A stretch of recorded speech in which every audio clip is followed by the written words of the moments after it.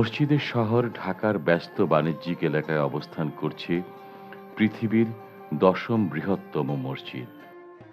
বায়তুল মোকাররম বা পবিত্র ঘর নামে এ মসজিদটি বাংলাদেশের জাতীয় মসজিদ।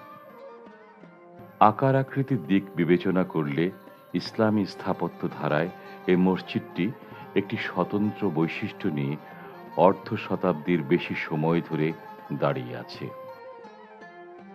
সৌদি আরবের মক্কা নগরীর পবিত্র কাবা শরীফের কিউব আকারকে অনুসরণ করে পশ্চিম পাকিস্তানি স্থপতি আবুল হোসাইন থারিয়ানি এ মসজিদের ডিজাইন করেন। ১৯৬০ সালের ২৭শে জানুয়ারি এ মসজিদের নির্মাণ কাজ শুরু হয় এবং পরবর্তী বছরগুলোতে পর্যায়ক্রমে এর নির্মাণ কাজ শেষ হয়।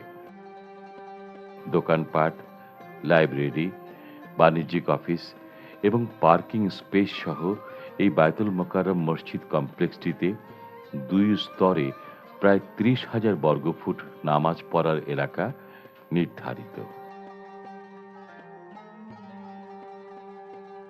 ৬০-এর দশক থেকে আধুনিক স্থাপত্য ধারা প্রবর্তিত হবার পর দালানগুলো থেকে অলঙ্করণের চিহ্নসমূহ কমে এসে সাদামাটা ফ্যাসাদকে বেশি প্রাধান্য দেয়া হতো। এ মসজিদে সে কারণে তেমন অলঙ্করণের কাজ নেই।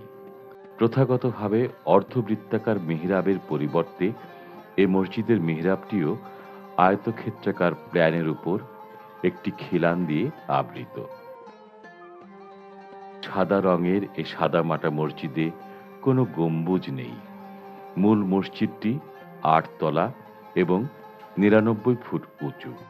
বড় গম্বুজের অভাবটি পূরণ করার জন্য মসজিদের উত্তর এবং দক্ষিণ উভয় দিকের প্রবেশ পথে দুটো ছোট ছোট গম্বুজ বসানো আছে। এ প্রবেশ পথগুলোতে ৩টি অশ্বক্ষুরাকৃতির খিলান। দুপাশে খিলান দুটোর চেয়ে এর মাঝখানের খিলানটি বড়। মূল পরিকল্পনায় মসজিদটির সানে অজুখানার যে বিন্যাস ছিল, মসজিদটির বাইরের অবয়ব বাড়ানোর কারণে তা এখন বিলুপ্ত হয়ে গেছে। আকৃতি এবং অবয়বের দিক থেকে পৃথিবীর অন্য কোনো মসজিদের সাথে বাংলাদেশের এই জাতীয় মসজিদের কোনো মিল নেই।